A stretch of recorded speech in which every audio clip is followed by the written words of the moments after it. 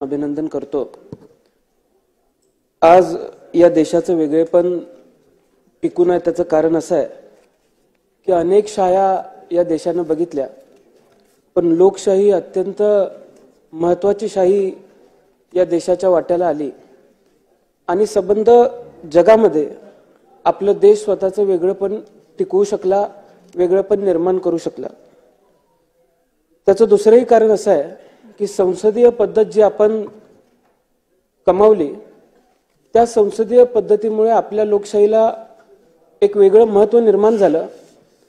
Doctor Babasaheb आंबेडकरांनी जो एक मताचा अधिकार आपल्याला सर्वांना दिला, त्या एक मताच्या माध्यमातून आपण जो अधिकार आपल्याला मिळाला त्याच्या माध्यमातून इतर सर्व सन्माननीय सदस्य बसलेले आहेत। अध्यक्ष महोदय, मी आपलं अभिनंदन करत असताना आपल्याला विनंती करेन की आपण जसा सर्वात तरुण अध्यक्ष होण्याचा मान पटकावलेला आहे, तसा मी सुद्धा सर्वात तरुण सदस्य म्हणून या विधिमंडळामध्ये बसण्याचा मान पटकावलेला आहे। त्यामुळे तरुण अध्यक्ष म्हणून तुमचं सर्वात तरुण विधिमंडळाच्या सदस्याकडे बारीकपणाने लक्ष असेल अशी विनंती सुद्धा मी आज या ठिकाणी करतो। त्याचबरोबर अध्यक्ष महोदय, तुमचं लक्ष माझ्याकडे असावं याचं दुसरं कारण असं आहे की आपण सुद्धा एक निष्णात वकील आहात। आम्ही सुद्धा वकिली पूर्ण करतोय। एक नंबर बाकावरती बसलेल्या वकिलांकडे जसं तुमचं लक्ष असतं तसं याही वकिलाकडे लक्ष असू दे अशी सुद्धा विनंती अध्यक्ष महोदय मी आपल्याला करतो। अगदी या सदनाची आपण इतिहास बघितला तर डॉक्टर स्वर्गीय मावळकर साहेब असतील यांनी 1937 साली पहिल्यांदा अध्यक्षपद भूषवलं आणि त्याच्यानंतर त्यांनी चांगलं काम केलं म्हणून लोकसभेचं अध्यक्षपद भूषवण्याची संधी सुद्धा त्यांना मिळाली। पण आपण सर्वात चांगलं काम गेल्या 5 वर्षामध्ये, गेल्या 2.5 वर्षामध्ये केलेलं आम्ही सर्वांनी बघितलं। त्यामुळं परंपरेप्रमाणे फडणवीस साहेब, आपण सुद्धा अध्यक्ष महोदयांना दिल्लीला पाठवायला काही हरकत नव्हती अशी सुद्धा विनंती मी आज या ठिकाणी करतो।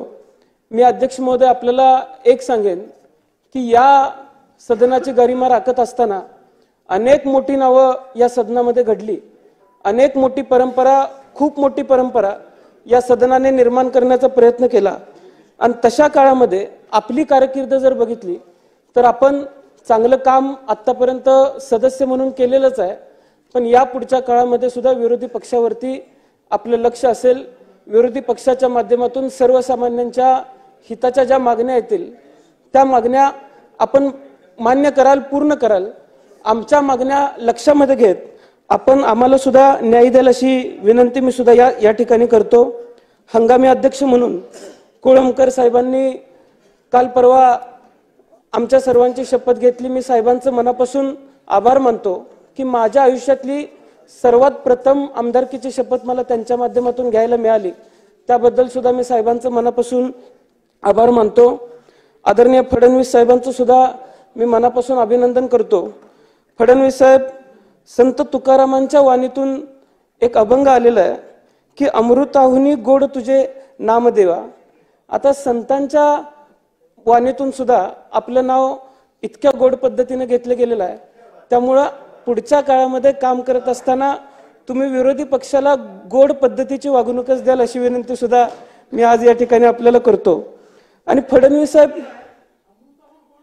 अमृताहुनी गोड मी मुद्दामच म्हणलं कारण पुराणामध्ये सुद्धा अमृताला एक वेगळं महत्व होतं आणि आजही अगदी मी आपल्याला फडणवीस साहेब विनंती करेन की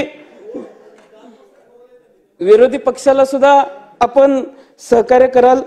आदरणीय शिंदे साहेब असतील, आदरणीय अजितदादा असतील, सन्माननीय सदस्य असतील, यांचं सुद्धा मी मनापासून अभिनंदन करतो।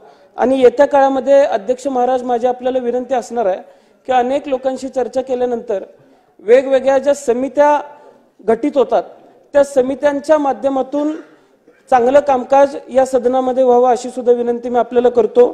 कारण अनेक आमदारांकडून, अनेक सदस्यांकडून असं आम्हाला ऐकायला मिळालं की जी आश्वासनं अधिवेशनाच्या दरम्यान दिली गेली त्या आश्वासनांची पूर्तता होत नाही।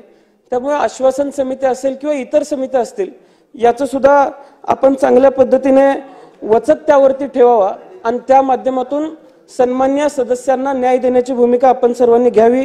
चांगले कायदे या सदनामध्ये तयार व्हावेत। एक तरुण म्हणून माझी अपेक्षा असणार आहे की तरुणांना अभिप्रेत असलेला हा राज्य उद्या नव महाराष्ट्र म्हणून घडत असताना आपण उद्याच्या राज्याला अभिप्रेत असलेले आणि 21व्या शतकाला अभिप्रेत असलेले कायदेच या विधिमंडळामध्ये तयार व्हावेत आणि या सर्व पुढच्या पिढीला न्याय देण्याची भूमिका या विधिमंडळाने घ्यावी एवढीच विनंती मी आपल्या सर्वांसमोर आज या ठिकाणी करतो आणि पुन्हा एकदा अध्यक्ष महोदय मी मनापासून आपलं अभिनंदन करतो। धन्यवाद।